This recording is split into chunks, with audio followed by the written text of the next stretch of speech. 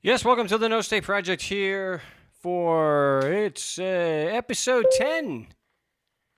Episode 10 of the big broadcast here today. I've already had my first tech issue, but this is an easy one to take care of. All I got to do is just click a button over here, so hopefully nobody. Yeah, good, good. We didn't have to hear any of that, but I'm glad to be with you here on the big broadcast. It is episode 10. It's February 1st, 2017, live from the Fortified Compound in Mesa, Arizona. And wow, we got a lot of stuff to get to. Going to definitely run out of time here today. I'm pretty sure we got a lot of stuff to get to. I do want to also, first of all, say I appreciate everyone supporting the show. I can't thank you enough. And actually got one of the best surprise. How do you say it? Best support of the show. Well, I'm kind of biased. I don't know if it's the best, but it's definitely my favorite by far. But I want to thank for his continued support, Joe in Tempe, especially a big thank you, because this guy is going to go see Iron Maiden in June in Phoenix. So yeah, I didn't know people liked the show to a point where they'd get me Iron Maiden tickets, but hey, that is definitely appreciated. That is for damn sure. Quick thing before we get to the calls. We got Robbie going into court. I have not heard a update yet on what's going on with Robbie in Portland. He was on the big show on Saturday, and his jury trial is in the third day. So basic, just accused of trespassing at the airport when he had a ticket. So yeah, go figure that one out.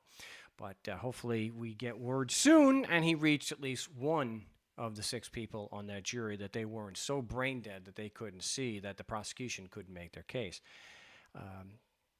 Because all the cheerleaders from, such as my critics, that cheerlead for the prosecution and for the government, they couldn't all be there to say, hey, you don't have to prove every element of the crime. You don't have to prove the rules apply. It's magic. Yeah. Speaking of, I just want to point out, it took me several months to go back to using Facebook after I got some advice to do it to help spread the show. I got to tell you,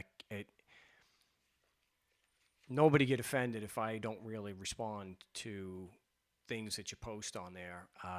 I am so sick of the fighting.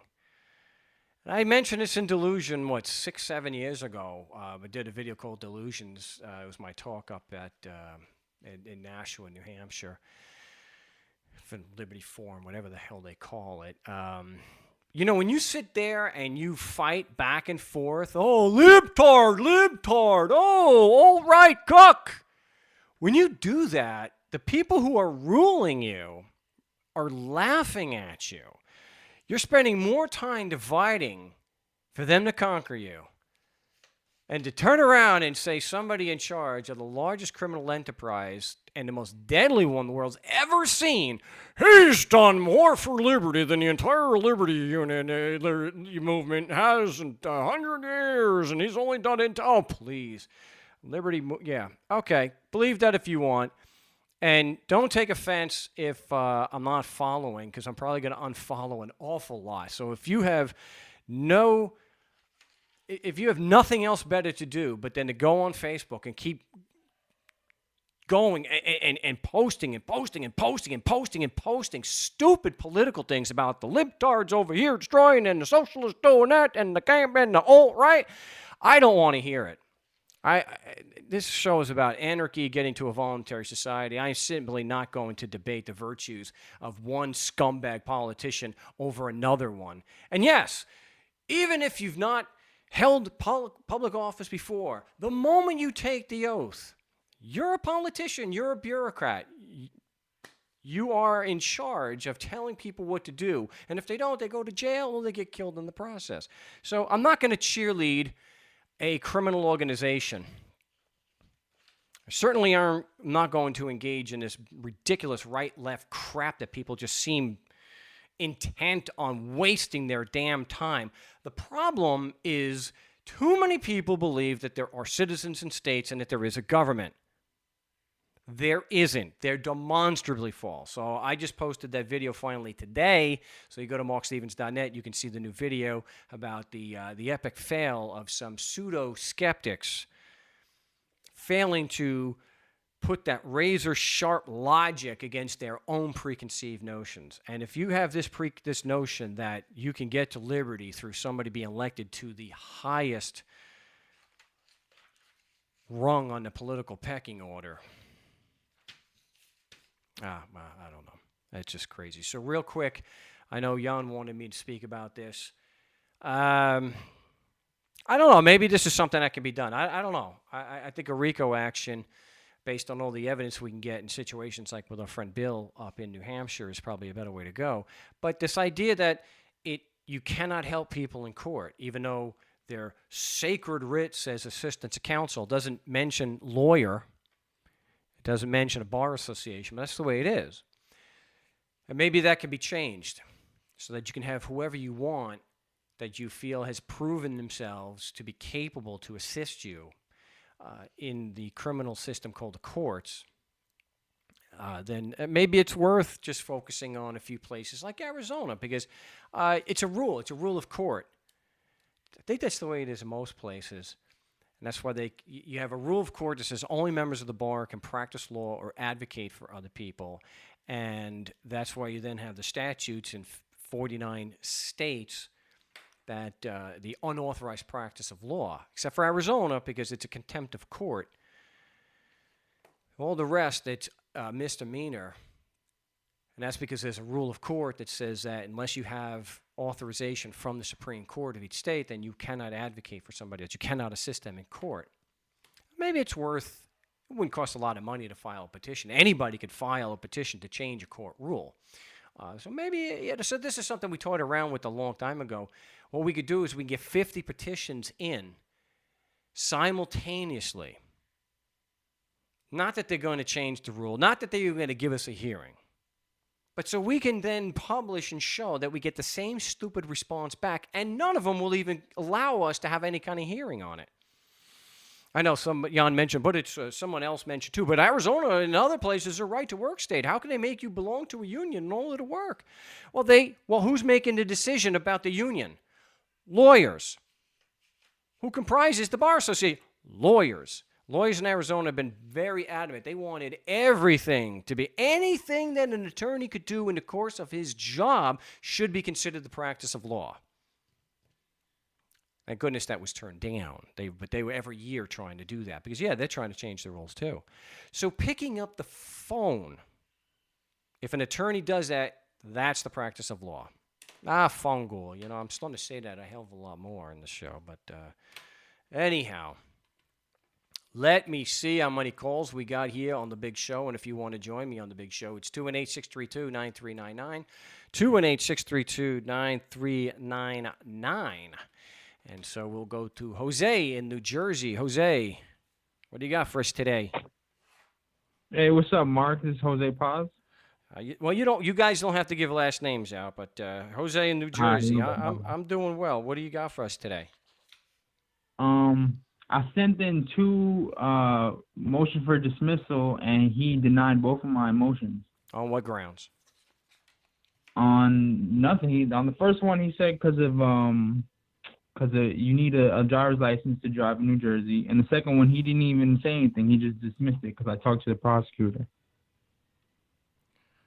So now I went to court like 2 weeks ago, and I talked to the prosecutor. I was like, I want this case to be dismissed because, there's no evidence that proves that this applies to me. There's a lack of standing in court. There's a lack of jurisdiction. And she was like, oh, no, we don't dismiss drug cases. You have to go to court for this. You have to go to trial. So now I got to go to trial on the 28th. Have you filed the Brady request? Yeah, I asked for that too. She was like, "Oh no, we don't have that. I don't know." Oh, so you've gone into that part of New Jersey where the Supreme Court ruling of Brady versus Maryland and the due process clause don't apply.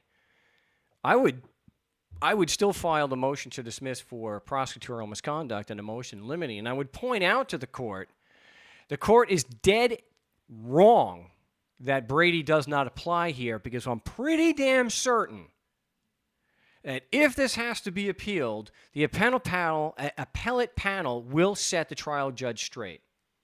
And if the judge wants to maintain, this is what I would say if I was there. If the judge wants to maintain that, I would say, objection. Can you say that as specifically and as straightforward as you can? I want you to say on the record that the Brady requirement doesn't apply in this court. Stupid people. They're lying to you. And I would bring that up. That's another denial of the due process. Word. Now my family's like, they're trying to get me to get a lawyer, and I'm trying to tell them that's not going to help me at all. That's just going to make it worse. That I have to do this myself, I have to fight for myself. I can't let somebody else, Well, you could have a lawyer there just as standby, not to make argument for you, but to help you with objections and whatnot. So that especially if this is your first time in court, you may want to look into that. They're not going to argue they're not going to ask the same questions. They'll say off air, they'll say, when I do a private consult with someone, they'll agree with the 3 ways that I do things, that you should, with 2 of the 3, because they have to contradict themselves. You should always zealously challenge the prosecution's claims against you. They're like, well, yeah, of course you're required to do that as a lawyer. Okay, great. We're not going to give the prosecution any sacred cows. We are not going to accept as true and not challenge any of his arguments. We're going to challenge them all. You're damn right. You bet you should. And we're going to focus our attention on the main one, the foundation, and that's going to be, just because I'm physically in New Jersey, the Constitution laws apply. And then you can't do that, and then they contradict number 2, so you are going to give the prosecution a free pass, aren't you? They don't like to call it a free pass. They don't like when you say it's a sacred cow. They don't like when you bring that up, but that's exactly what they're doing. Why would someone like to hear that when they're taking retainers in the thousands, 10, 15, 25 grand, and they're going to tell you, well, I want 25 grand because I'm worth it, but I'm not going to challenge the prosecution's foundation. I'm not going to do it. Oh, for 25 grand, I'll make you a deal that you can get yourself. All right, that's facts. So I would keep that in mind, that you should be role-playing, you should be prepping for court, but you may want to have someone there as standby, because this is a drug situation, and you're probably looking at significant time if you are convicted. So you think there's a chance I could get convicted even if I challenge everything? Of course. Absolutely. See, contrary to what Darryl Perry says, and I haven't been able to call him to Free Talk Live yet to set him right on that, there's no guarantee. This is damage control. So, yeah, you can get it thrown out, but you're trying to limit the amount of damage you're trying to do to you. So if they were to come to you and say, look, we'll drop this, just for a small fine, you probably would be well advised to take it. But the other thing is, there isn't 2 ways that these situations go with people I work with. It's not, hey, the ticket gets thrown out, yay! Or, oh, your ass sits in jail for contempt. That's absolutely not the case. So you can certainly be convicted, but that doesn't, that's another thing that could happen. So yeah, given the temperament, which you've already said about this judge, who's just denying things by saying, because you have to object to these things, and so it sounds like you got to do some role playing. Not that it would necessarily change it, but it may make your defense a bit more, effective. When they say something like, "But you need a driver's license," well, wait a minute, objection. What the hell does that have to do with the prosecution proving the Constitution applies to me? How are the 2 possibly related, jackass? Well, so you want to bone up on your Socratic method in asking these questions, and before anyone ever turns around and says, the Socratic method and logical fallacies, that's for a college debate, jackass. You don't leave logical principles at the door when you go to court, okay? They may want you to do that. They may want you to excuse the logical fallacies that the prosecutor is putting forth, but you certainly should object to them. Because here's the thing, everybody who wants to say something stupid like that. When you say objection, relevance, you're pointing out a logical fallacy called a non sequitur. The 2 issues are not connected. So find a major or common objection that is not based on a logical fallacy. So for all you idiots out there who want to attack me saying I'm an idiot, I'm a wacko because I'm taking the principles of a college debate and trying to put them into fungal. It's stupid. Now you know why I disabled the comments on my videos now, but you can still comment on my website, on the forum, and on the article. So anyway, I'm saying you need to bone up on that and understand that when you're doing a cross-examination, you're basically using the Socratic method. That's what you're doing. You're asking leading questions. You're trying to get the witness to contradict themselves. You're trying to bring out that they don't know what they're talking about. So if someone is going to advise you don't use the Socratic method in court, just wave goodbye. They don't know what they're talking about. They just don't know what they're talking about. So I would file the motion to dismiss for prosecutorial misconduct and request a hearing on that motion from the clerk. See if you can get it calendared for motion day. And then you need to prep. Okay. And if I get that, what do I say? And what do I talk about? The fact that he's non-responsive and arbitrary? Well, you're bringing out the fact that you're asking for the evidence he's supposed to have, and you're asking for the exculpatory evidence or evidence that shows that you're not guilty. And that's what we have in the Brady request. We're asking, for example, we want the evidence to prove that the Constitution and codes apply to you because you're physically in New Jersey, because that's the prosecution's claim. And we had,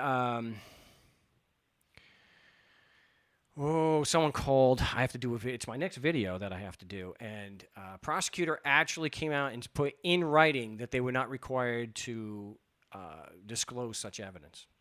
They also didn't have the name of a witness with personal firsthand knowledge because they're not disclosing it. They can't have personal knowledge of something that doesn't exist.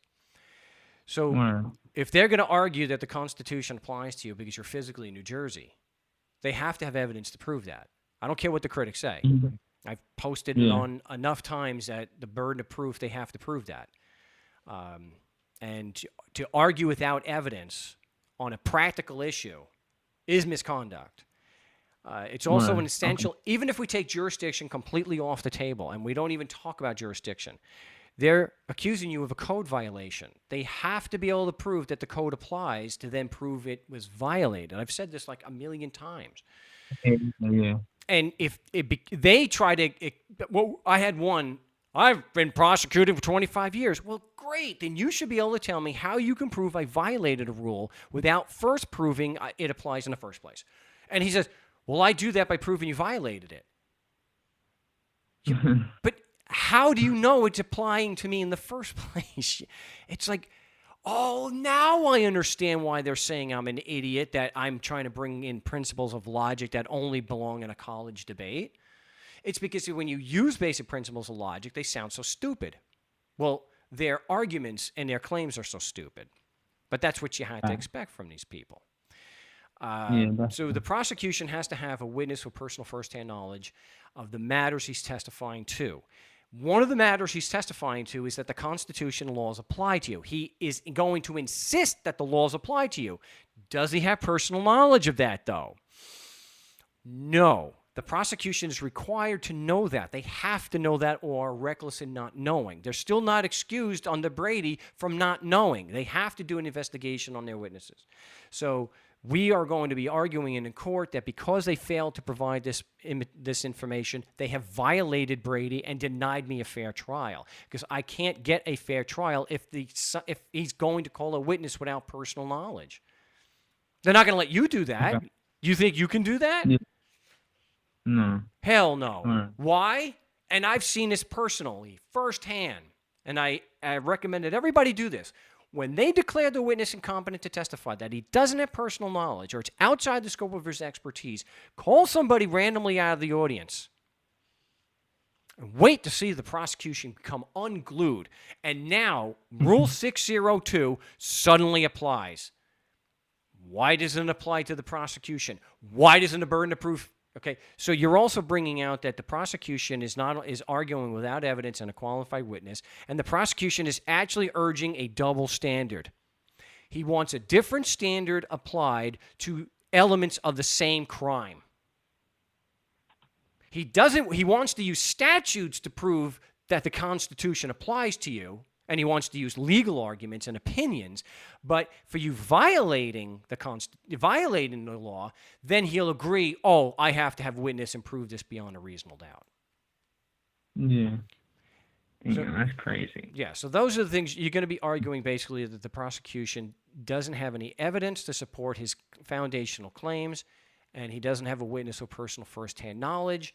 He was supposed to disclose that, and that is misconduct to try to prosecute you, knowing he doesn't have such evidence, knowing he doesn't have such a qualified witness. Yeah, damn. All right.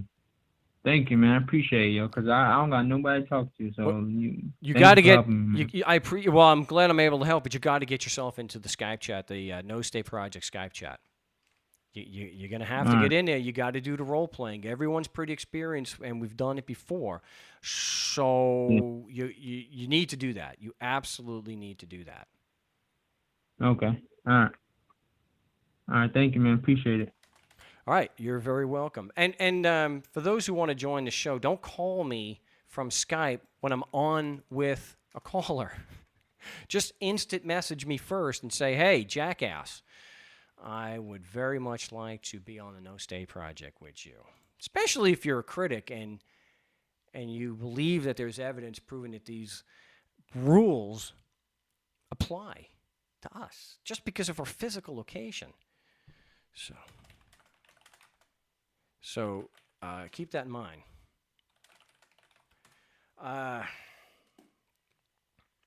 Where were we? All right, well, we'll see if anybody wants to join me on Skype. And, this whole thing, I'm glad it came up during that call. You may get something like that. You may get some people trying to talk you out of these things and not doing that. And I understand people's concern. That's why I said, look, you can have an attorney just act as standby to help you with procedure and whatnot. I personally wouldn't do it, but I've been to court many, many times. So, what? I don't know what's going on here. Am I not going out over the... It looks like we're broadcasting. If we don't get anybody, we still have plenty of material for the show on Saturday, which I will not be live on Saturday. So it'll be new material. We got some role-playing stuff that we're going to do that was off-air last week, helping Robbie. Very instructive stuff. So definitely check that out. But as far as the logical fallacies, let's continue on that. Does it make any... Look, first of all, logical fallacies are not used just for college debates. Logical fallacies are used in all sorts of... it has to do with rational thought, ideas, and getting to, the idea that you can prove any kind of proposition in court, whether it's person A murdered, person B, or there's a medical malpractice or things like that, and not have an understanding and apply logical fallacies. I mean, how else do you show that someone's argument is completely wrong other than just throwing out the facts and showing that there are no facts? To me, it's just desperation. And so in the article that I did today, you can get that at markstevens.net. I finally got the video done in the article. I wanted to have the video embedded before I did the article, but this is where the so-called, the pseudo-skeptics are. You can see the blindness that they have towards their own deeply held beliefs, where they will go gangbusters on someone who's religious. When they come after me, they use the same logical fallacies that religious apologists use, and I guess I'm sure if anybody sees it, they'll just say, I'm an idiot. So I had to. It's just remarkable to me how the ultimate conclusion of my work of getting to a voluntary society because there is no government, there are no states, is so, I don't know, is it painful? Is it just too much for people to, for a lot of people to handle? I mean, I know I was told that my work is unmarketable, um, but is that, I, I don't know. To me, what I see is people who use logic and reason on a lot of other subjects. When it comes to my work, there's just a few people that just, if they remark on it at all, it's usually just to piss on it and just say what an idiot I am. I just can't. It's just remarkable to me. How people can claim to be skeptics and then say, I'm an idiot, or it's sad that I'm not accepting interpretations and precedent. I don't get that. I don't get it. If you have an explanation, give me a call, 218-632-9399. It's 218-632-9399. And let me know what you think and see if we have anybody here on the Skype.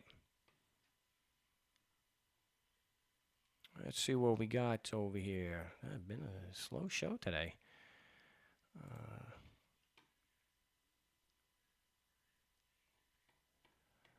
Let's see. No? All right. All right. Well, let's discuss a little bit more about what Jose had to go through. Because this is a very common tactic that they like to use of not answering questions. And you have a motion to dismiss, and this is for everyone who may be doing this. I've said it before. If you're in a situation where you have the motion to dismiss and it hasn't been decided yet, or the judge is in the process of making a decision on that, you have to keep in mind that the basis of the motion to dismiss is a lack of evidence. The only way to overcome the lack of evidence is to provide the evidence. So, if they fire back at you, that doesn't apply here. Objection, what doesn't apply here? A burden of proof?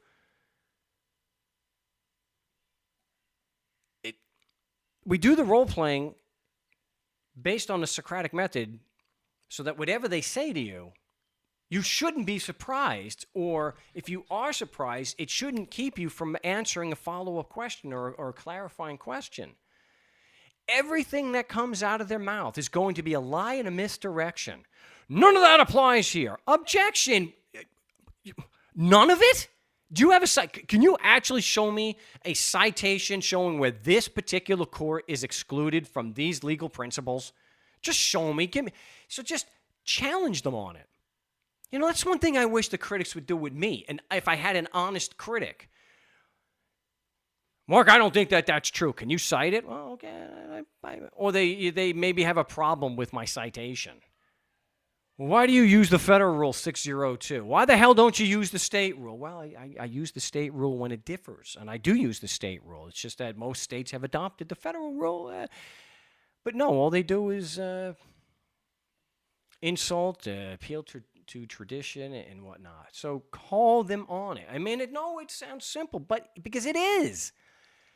None of that applies here. Objection. Can you cite that? Objection. Are you telling me the prosecution doesn't have a burden of proof?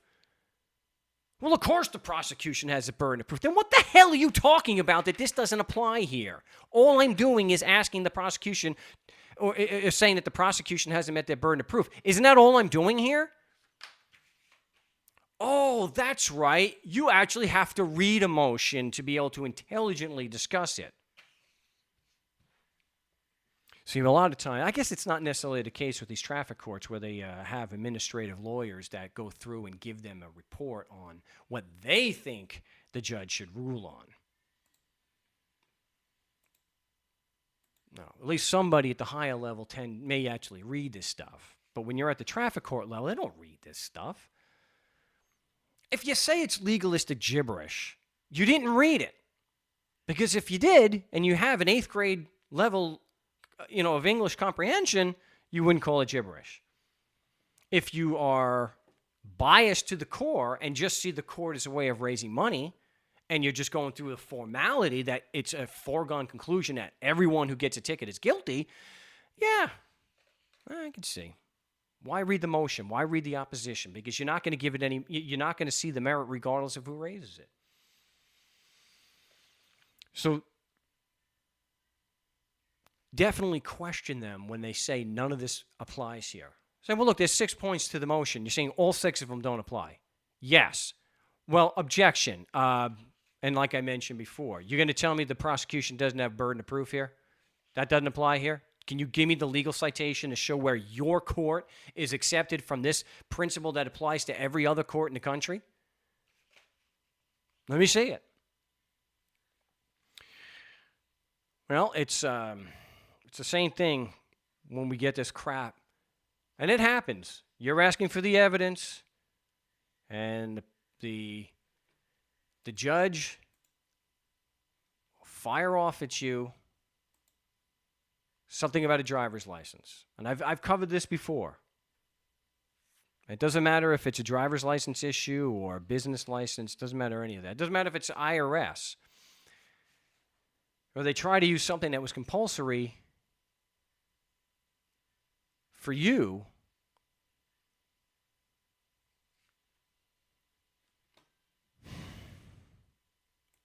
They try to say that, yeah, I've had almost as much as I can take of these tech issues. For some reason, hopefully the video was recorded, so I apologize to everybody. Apparently there was a tech issue, and I actually was not going out over the air there. So if there's anybody who is, wow, no wonder it was such a slow show that nobody was calling in, because another technical glitch. However, all the things we talked about before will be on the recording, so don't worry about that. But if you are now with me and you want to join me, it's 218-632-9399, 218-632-9399. And Skype, I thought we had some. Hey, okay, Michelle, thank you.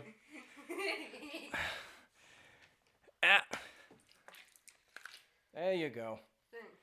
Yeah, it's the home studio here in Mesa, Arizona, so you get to see it. Yes, thank you. Thank you there. I guess it wasn't the worst tech issue that I could have had, so it's not like too much was missed. But what we're talking about here on the big broadcast today is this more court procedure, how to challenge them when they come out with the inevitable diversions. And a big one is to try to use something that they coerced you to do as if that is actually evidence that their rules apply to you. Because some may say, why would you have filed a tax return if you were not required to do so? So, well, you have a prison system, right? Yes. What do you do to people who don't pay taxes? It's compulsory. So I'd like to know, and this is why we always go through and ask our clarifying questions. Always. How the hell does my getting a driver's license proof that the Constitution applies to me? Another reason why they think logic only belongs in the realm of a college debate. It's one of the stupidest criticisms I've ever heard. Logic is, you have a linear progression there. Things have to be in a certain order. Otherwise, you're going to violate the principle of contradiction. So things have to have a flow. That's why you have a chain of causation. Did A cause F? Well, you have to look at the logical progression of B, C, D, E, and then F, and see if A did, in fact, put a course, set things in motion to cause F. To be able to be required to get a driver's license, to be required to file a tax return, the Constitution must already apply to you, so the laws that are written pursuant to that Constitution actually apply and create an obligation. It'd be like saying if I sign or pretend to be Santa Claus, that makes me Santa Claus. Now, the pseudo-skeptics think that just saying things, the critics who think, God himself is directing these people called government, and laws are magical. People like that, yeah. But to people who are skeptics, people who are rational, we demand evidence. I'm going to go on a limb here. I'm going to actually answer this call. This you're live on the No State Project. What's your name? Where are you calling from? Hey, this is Corey. I've been emailing you about the Blythe ticket. Right. Well, what you got for us today? Well, I was just curious on a few things. I was trying the other line, the 218 line, that wasn't working, so I was just trying these other lines. But That wasn't working? I called it said, enter your password to use the system or something like that. Yeah, you just enter 2020 and hit the pound key or the hash mark thing, and yeah, you get right through. But hey, Okay. no problem. For next time, I took a chance, and I'm glad you were called into the show. So Yeah. No, it didn't give that 2020 option this time like normally. But anyway, I'm glad this number worked. So normally I have, I try to have my questions ready and that kind of thing. Don't have that totally ready right now, but I just had a few questions. I'm having this ticket, which is for, no evidence of current registration in Blythe. And so basically I have it set up. I talked with the clerk lady, and actually I mailed in the demurrer paperwork and everything else first. And then she actually mailed it back and said I need to mail it in choosing a date to have a demurrer. So luckily I'm set up for, before trial and even before arraignment, really. I'm set up for a separate demurrer hearing for February 14th. that's great. Yeah, so I thought that would be great because that way it's pre-arraignment, so they're not going to be just forcing for a plea, and obviously pre-trial and everything. So that's where I'm at now. So I'm just I'll review my stuff and get ready for that. Like I was asking in my email, actually, though, if it comes down to where, I'd like to hang a lot of the argument on, where's the injured party and that type of thing. Like you were saying, I could just ask them what the burden of proof is. And so if they say the burden of proof is, let's say, for example, beyond a reasonable doubt, then does that basically mean that it has to be treated as a criminal case? It's supposed to be, but they play a game there. They don't want to tell you. They like to say it's an infraction, and Right. infraction. Okay, well, you're gonna have to disclose to me what are the rules different from criminal? Or are they different from civil? What the hell is it? They don't want to be pinned down on that. I think it's a stupid thing that they do, but they do it to make it more difficult for us. And so you'll probably just throw your hands up and say, I can't navigate this. These people are insane. Right. You don't even have to. You see, your main focus should not be getting into that. You should look at the demurrer, and your main thing, because everything comes under, I think, point 4 or 5 that has to do with the Constitution applying to you because you're physically in California, because that is the key to them having. Being able to set forth a valid claim against you, because they have to have proof. Even in a demurrer statute, it says they have to have evidence, a minimum number of evidence setting forth each element of the charge. Well, they don't have any evidence for the most essential one that the code applies to you in the first place. The injured party, comes from that, because I think I mentioned to you in the email, what really nails the coffin shut for this stupid argument of this, sir, yes or no, is this an adversary proceeding or not? Oh, it is an adversary proceeding. Okay, so according to the Supreme Court and your own Constitution, doesn't that mean there has to be a party with a legal injury? Mm-hmm. And he may claim it's the state. And Right. I know we can get into whether there's really a state or not. Here it's easier to just go into. So they're alleging a legal injury against me that I violated their code, right? Yeah. Is there any proof from the prosecution the code applies in the first place? And so that's the way I would go about doing it. Right. Okay. Well, and I was aware of point 4 and 5 in the demurrer, everything about proving that that their code applies just because I was physically in the state and that kind of a thing. I just also like the injured party thing too, because we got all the same cases, like you said, that show you must have a corpus delicti and that kind of a thing. Yeah.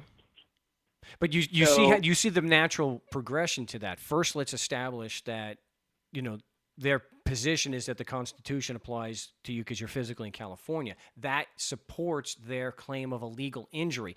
And that's the important thing is they are admitting there has to be a legal injury, and that is whether it's civil or criminal. So whether it's an infraction in the nature of a crime and has to be proven beyond a reasonable doubt, great, got to be a legal injury, the corpus delicti. Or they say it's civil. Well, it's an adversary proceeding, and in civil you have to have standing, which means you have to have the violation of legal right and damage. I mean, that's right there in the demur. So however they want to play it, they don't. But to be able to get to that part, I think it's stronger that we're basing it off of the Constitution code applying because you're physically in California. So let them argue that there's a legal injury for the state without even getting into proof of the state, which of course they can't prove, without even getting to that. The fact is they cannot show evidence of a legal injury because there's no proof that their code applies in the first place. I just think that's a much stronger way to go about it based on our experience. Right. Okay. And a couple other things. So back to the adversarial proceedings. The fact that it's adversarial, that would apply regardless of whether they do it as criminal or civil, correct? Yes, that's why the motion has that. The demur, or the motion to dismiss, has that. So regardless of the terminology these people want to use, corpus delicti, standing, whatever, infraction. The fact is, it's an adversarial proceeding, and if they want to go ahead and be like that lunatic in San Diego and deny that, at least that's an error you can use, that they willfully misled you as to the type of proceeding that it was. Because you could just say, objection, you telling me this is inquisitorial? I have to prove my innocence? Mm-hmm. Yeah. So, okay. See, what I'm just assuming is going to happen, because I experienced, you probably don't remember, but I experienced the same thing in Hemet a few years ago with the judge basically acting like this is neither civil nor criminal, right? Right. And it's a traffic infraction matter, and so therefore none of that other stuff applies, right? So I ran into that same stuff before. So, and as you told me when I called into the show after that, you're like, what do you mean? It's neither civil or criminal. Like 200 years of American jurisprudence, everything falls into those two categories, right? Well, and I probably should have said, because it's been in a motion in a demur for years, that objection, isn't this an adversarial proceeding, though? Mm-hmm. So again, like I said, that takes care of any claim that it's not civil or criminal. Oh, but is it adversarial?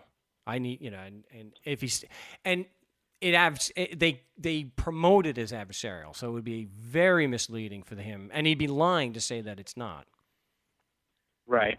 And by adversarial, does that mean that he's adjudicating between two parties, one's claiming injury and then one's the defendant? Yes. If the Supreme Court has said many, many times, for it to be adversarial, there has to be an antagonistic assertion of rights. And here they're claiming that you violated their rules. That's their legal injury. Mm-hmm. Yeah. And it doesn't necessarily have to cause damage. I know there's a gray area there. I think it's a stupid thing because trespass doesn't have any typically physical damage, but they believe it's actionable anyway. So there always has to be the violation of a legal right. And here they can't show that. So yeah, we had a judge, I forget her name, she's in the book, government indicted. She denied it was an adversarial proceeding. When they deny the motion or the motion for judicial notice, they are explicitly stating that it is not adversarial. That's how bad these people want to convict you. They will deny that it's an adversarial proceeding. So at that point, then would you ask them, well, what is the proceeding? Yeah. What is the nature of the? Yeah. Is this? I would say objection. Is this? Since you're saying this is not adversarial, you telling me it's inquisitorial? Is this a star chamber? What the hell's going on here? I'm a little concerned for my safety now. Yeah. Well, that's what I was kind of fearing. It could easily get down to me saying, well, wait a minute, like I mentioned in the email, you go to the court's website, and I don't know if you think this is legitimate or not, but you go to the Riverside County Court website, and it shows civil and criminal. It lists family law and all this other stuff under civil, but under criminal, it has criminal cases and traffic cases. So that tells me, according to their own website breakdown, that they view traffic as under the criminal umbrella. You know what I mean? Yeah. Oh yeah, you explained on the email. Yeah. And then Right. And so, go ahead. there may be a slight delay. Yeah, I think you send the email, then they have the infraction separate. Yeah, it is listed separate, but it is under, there's only two things under the umbrella of criminal, and that's criminal cases and traffic. So what are you thinking? That they could argue that, well, yes, it's under the umbrella of criminal, but it's different than criminal. That's why we have it listed separately. Is that what you're kind of getting at? They could. They very well could. They don't want. They don't, again, it's to confuse you. It's so that you don't challenge it. That's my belief. They want you to just pay, and if they can confuse you as to how to defend yourself, but it like I said, it's settled when you ask them what the burden of proof is. That to me really ends the discussion. But if you just get into whether it's adversarial, that helps immensely also. But yeah, if you just say, what is the burden of proof here? Is it beyond a reasonable doubt or by a preponderance of evidence? So whatever he says is, well, sir, if it's beyond a reasonable doubt, then I think we're looking at this looks criminal. So. Right. And what would they say to that? I mean, what could they say to that? I mean, could they act like, well, no, this has the same burden of proof as criminal, but yet it's not criminal at the same time? I mean, could they argue that stuff or what? Well, what they do is they argue, well, there's no chance of jail time. I'm like, well, okay, but it's still going. It's based on the burden of proof is beyond a reasonable doubt, and because if you're looking at a preponderance of evidence, they're saying that both sides have burden of proof, so the judge has to weigh both sides. Okay, but here, beyond a reasonable doubt, the defendant doesn't have a burden of proof, so you don't have to. All you have to do is challenge their assertions. Right. Bottom line here is, what is the territorial and personam jurisdiction based on? It's still based on. So whether it's civil, criminal, or infraction, the jurisdiction that the court is asserting over you is still based on exactly the same thing if it was civil or criminal. And that is, you're in the area, you're physically in California, the rules apply, and you just, and the court has jurisdiction. So this is why we focus so much on the foundation of the prosecution's claim. And again, and I'll say, I've got you here. When he snaps at you, and it's for everybody, when they snap at you, I assure you, sir, I have jurisdiction here. Objection. Is that because you say so or the prosecution's evidence does? Mm-hmm. I just want to know what you're basing your decision on. Is it on evidence or just because you say so? And it is just because he said so. But we want to bring that out, and we want to challenge him on it. Because unlike those pseudo-skeptics, we don't believe something is true just because someone says it. Mm-hmm. Okay. Well, a couple other things, just kind of, I guess, scheduling in nature or whatever. So my thing is, I took extensions on when the money was due, right? So it's due on February 14th, pay or appear by, that's the date of that. And I requested my demurrer hearing to be scheduled on the same day. And then, which the clerk said that's fine, basically. I could basically show up for my special demurrer hearing. And then depending on however that goes, then if it gets dismissed, that'd be great. No need to pay. But if it doesn't, then I guess at that point I have to pay. And then, either schedule an arraignment, separate, or on the same day as the trial or whatever. But I was actually just looking at, I was thinking about it, and I was thinking, well, maybe it's smarter to schedule the demurrer before the money's due, so I have time maybe for an arraignment in between the money being due. But maybe that's not a necessary thing, because I'm actually looking at the back of this, their courtesy notice, and they actually have these three things. If you want to contest it, you can either do the. Well, hold on.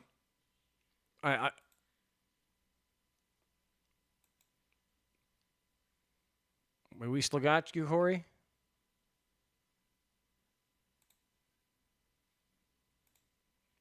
Oh, damn it. What the hell happened?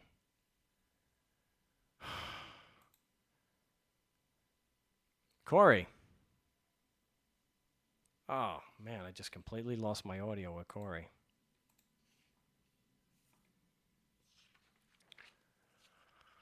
All right. Sorry, Corey and Blythe, but gonna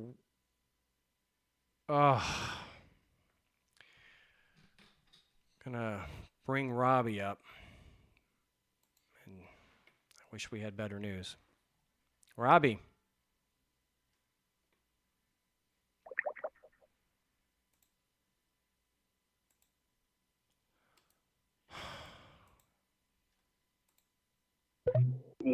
Robbie?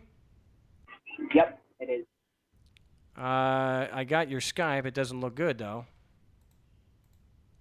No, I mean they did a guilty verdict on both counts.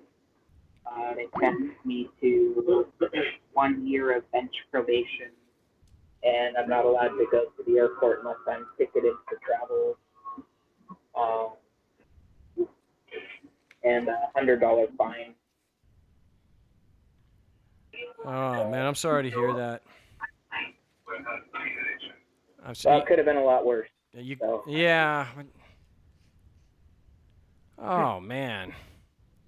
I heard they brought in some TSA attorneys to keep you from cross-examining their witness, the TSA agent. Yes. Yes, and Judge, this has to be overturned on appeal, because Judge repeatedly refused to even allow me to make some motion. She denied motions outright, offering no grounds, and it was definitely a kangaroo star chamber type court. So. Now, were you threatened and told before the jury was picked that you could not raise the issue of the applicability of their sacred code? Yeah. Yeah, I was told that, and then became aware that applicability is a part of basically the case, because it's mentioned in one of the statutes. I even wrote a motion to that effect last night. So I couldn't raise applicability of the code. That doesn't mean that I didn't find ways to bring it up sometimes. Okay, it's getting very difficult to make out what you're saying now, but I want to keep you on if we can get it to improve a bit. So it sounds like what he did was the same thing that he did to Mike in Idaho, was the foundational claim, the foundational argument of the prosecution's case, you were not able to challenge directly. Yep, exactly. So people will think, well, you had your day in court and you lost. It means that everything Mark Stevens does and everything you guys do, you're full of crap because you went to court and you lost, and that's the only way and that's how an argument's defeated. That's how, but you don't necessarily get the backstory and hear from someone like you who was there that you were threatened and you were not allowed to challenge the prosecution's foundational argument, which is Yeah. Well, and the prosecutor even said that applicability is not an issue of fact. It is a legal issue. Did you hear that? Yeah, I heard that. I just wanted to make sure because there's noise behind you that I didn't interrupt you. So, and this is a very common. Wow, I got bad. It's a very common thing that they say, that they can make it, that an element of the charge is not factual. It's an element of the charge. And they held it as irrefutable. They held it as irrefutable that you could not challenge it. That is it's supposed to be a due process violation. To turn around and say that a written instrument from 150 years ago applies to you, because we say so, it's not an issue of fact, then how the hell does it apply? When they say that, we need to start objecting. What do you mean? Are you saying you can't prove this? Are you saying it's a purely theoretical issue of law? You tell me that I can. Do I get to do the same thing? Can I just say that? Yeah. Well, hey, my argument is it doesn't apply, and no, you can't challenge it. It's an issue of opinion, and it's what, are we going to get into a pissing contest here on who's willing to shoot who over the opinion? Because that's really the only thing that's backing up their opinion. The idea that you can have a practical issue. Does a written instrument from 100 years ago apply to Robbie today? Oh, that's nope, not an issue of evidence. If we could get someone and say right in front of the jury, can you at least be honest and tell the jury you can't prove that? that a foundational Yeah, claim that of was- your own case, you can't prove this? It's a matter of opinion? Yeah, apparently so. So this has to get overturned on appeal. I can't imagine it not, because there's so many substantive due process violations that occurred that. Well, let me. I'm gonna all have a to. matter of I'm gonna have to get cherry-picking. back to Corey. Let me see. The thing is, even if we accept that that's true, it doesn't excuse the prosecution from putting a witness on the stand that you violated the law when they don't, because they don't have personal first-hand knowledge. So whatever stupid claim that they make that a practical issue is actually a theoretical issue, they still have to have a witness with personal first-hand knowledge. So did you take the chance and actually ask the agents what evidence they used to determine that the Constitution applied to you because you were physically in Portland? Yeah, and they said called for a legal conclusion. Okay. So even though you're asking for, did you point out that you were only asking for facts? Yep. Yeah, I did. Did you move to strike the testimony of the agent since he wasn't qualified to say you violated the law? Yep. I also moved to strike his testimony because he said that he cannot. I'm sorry. They wouldn't allow me to, or they didn't require him to answer as to whether or not he knew the difference between a fact and an opinion. And yet he's testifying to legal opinions and facts on the stand. Yep. Yep. And And I made a motion to strike his testimony, and they didn't. I also made a motion to strike another witness's testimony who I presented evidence which showed that she perjured herself, but they didn't even allow me to repair the damage of the perjury. And you brought all this out in your closing statement, and you couldn't even, not one juror was paying attention, or you may, obviously, how long, it couldn't have taken very long for them to come back with a verdict. Good Lord, it's only, No, it's not even 4 o'clock there. yeah, I was quite surprised because, to be honest, I had the jury on the edge of their seats. I had jurors like nodding with me, like, and it seemed like they were. I felt like there were at least two of them which were definitely going to say not guilty, and I don't know what happened. Because it definitely seemed as though they understood what was actually happening. I don't know, it's kind of weird. It's really weird. Well, I would say that, you've got some solid issues for post-conviction relief, or to, maybe, to overturn this on appeal. But I'm sorry, it sounds like it went fairly well. Yep. This is the thing with juries. You look at juries, and when you see things like this, like, what the hell? All right, how many minutes did it take for them to convict you? Less than, I think it took like 10 or 15 minutes. What did they do? Did they get a lunch out of it, or it was literally end of the closing statement, they got their jury instructions, and they went in, and 10, 15 minutes later, you were convicted? Yep. Yeah, sounds like 6 people who got tired of being in that room for 3 days and just wanted to get the hell out of there and go home. Yeah, it does sound like that actually, which is rather unfortunate. So, Yeah, go ahead. So I just want to point out, you've got witnesses that are declared incompetent to give legal opinions, and yet they're the ones who made the charges. They're the ones who arrested you. They're the ones who were put on the stand to testify that you violated the law, but they were incompetent to say you violated the law. And these people still convicted you. Yep. Yeah, because they ultimately listened to what the judge told them the law is, apparently. Yeah. Did you object to that? Did you? What? We're very short on time. Did you object to the jury instruction? Oh yeah. So yeah, I offered edit to the jury instructions, which the judge completely ignored. And then as she was reading them, I objected to every sentence that I objected to. Like, there were several sentences that I objected to, and I just kept saying she would end the sentence, I would say objection, objection. All right. Did you object at all to anything during the opening and closing statement of the prosecution? I believe I voiced some objections during the closing statement. I also believe I voiced some objections to the opening, though I can't remember for sure. Okay. I have to go back over it. I'm sorry to hear that happen.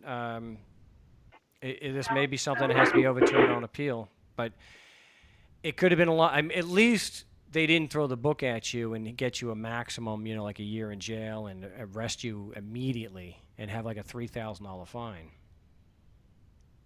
Yeah, I was pretty happy about that and actually pleasantly surprised about that. So I'm actually not too unhappy about it all. I almost would have rather agreed to go to jail for a few days rather than spend a year in bench probation. But because bench probation, I think, is a much worse punishment than jail. But Could be. I think that what's that? Well, what's the takeaway from this for you?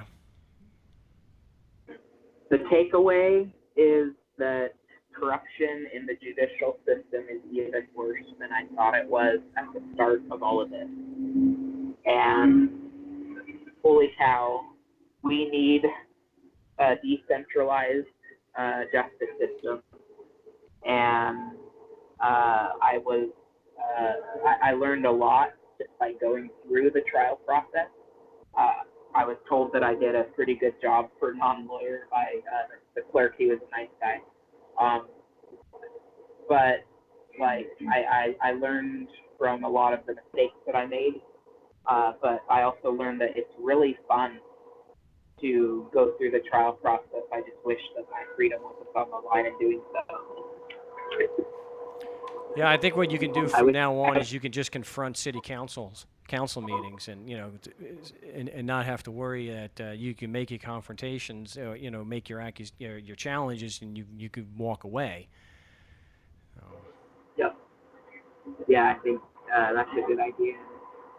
I'm going to obviously appeal. I'm going to look into how to do that. Gary asked me if I'd done a notice of appeal already, and I hadn't. I didn't think of it. I just kind of wanted to get out of the courtroom. Well, sure. You got 10 days to do that, so there's no hurry on that. And then I can give you a hand with the post-conviction relief. So take the rest of the night off, I guess. Just try to relax and get some bullet points to the best of your recollection of the major errors that were committed, and try to quote the judge and the prosecutor and the witnesses as best you can. And so we could put something together for post-conviction relief and to maybe get this tossed out and not have to go through the expense of an appeal. So, but it sounds like you, from what you know now, looking back, you probably you still would have challenged it, right? You still would have defended yourself. Absolutely, and I would have done a better job. So I may find myself in a situation again, and I think I'll do a much better job than I did this time. But yeah, I still would have challenged. I still would have fought it, just because somebody needs to expose these people for what they're doing. Somebody needs to make this public, and we need to have change in the system. I did have a question. On average, how many points would you say would be good to have for an appeal? Because I believe there's so many violations that I could just point out that it would be too many to list. So I'm just wondering, would a good number be 3 or 4, or? Well, I think what you're looking at is you're going to have, let's say, 3 to 5 points of error, like a denial of effective cross, where you're going to be showing that multiple times. It's not just the one witness that they did it to. So you're going to have multiple examples of the same violation. So the rules that I go by for an appeal, are that they should be errors that the judge committed where he has no discretion, such as taking the testimony of a witness he declared incompetent. No discretion. And the particular issue, like let's say for like denial of cross, should dispose of the entire case on its own. So each of the 5 issues that we raise, if they only agree with one, that disposes of the whole trial, the verdict and judgment on its own. So those are the 2, and I think we could do pretty well with that. So just keep in mind that you may only have 5 points of error, but you're going to have multiple examples of each one. I see. Okay, that makes sense. I may have preserved the record almost too well then, because I voiced several objections. I gave them a pretty hard time, which they deserve. I'm glad you gave him hell. Your audio is getting pretty bad, and I need to jet. I do appreciate you calling in. I'll get back with Corey and Blythe because he got cut off, and we needed to hear from you, Robbie. But I just want to, before I let you go, I appreciate you calling in, and I wish it was a different result. But what can we expect when they declared the witness incompetent to say you broke the law, but then accept his testimony that you did? So, yeah, they're the so yeah. Thank you, Mark. All right, appreciate the call, Robbie. We'll be in touch more off air. My name is Marc Stevens. You're listening to the No State Project, episode 10 for February 1st, 2017. We've had a lot of stuff thrown out, but we don't get everything thrown out. So this is just an example to prove the critics wrong, that we never discuss when things don't go well. Obviously, we just did. We do it all the time. So it's just another stupid criticism. But if you have a legitimate criticism, I'm all ears. I'd love to hear it. So I won't be live this Saturday on LRN.FM. It will be new material. Well, it'll be, for those who didn't hear this broadcast, we'll have this, and we'll also have the role-playing that we were doing last Saturday to help Robbie prepare for these last 3 days in court. So check that out. Very instructive. Because remember, the cross-examination is absolutely critical. When you get to that point, when you ask, what evidence did you base your decision on that the laws applied to me? Because I'm physically in Portland. And they object. And they did. They do it every time. Robbie can testify. And they say it calls for a legal conclusion. I only asked for the facts that time. I only asked for the facts. The prosecution should be sanctioned for even making the objection. But the judge, even though you only asked for the facts, grants an objection because it calls for a legal conclusion. Fungo, these people. So anybody that would say that was a fair trial, you're either ignorant or you're an idiot. Wait a minute. I just laid it out so you can't claim ignorance. So anyway, if you disagree with what we've posted here on the show, which is on markstevens.net, you're more than welcome to call into a live broadcast just like this one, or the 3-hour broadcast on LRN.FM, live every Saturday from 4 to 7 Eastern Standard Time. And we'll get this posted at markstevens.net. Until next time, well, it'll be next Wednesday. Till then, salud.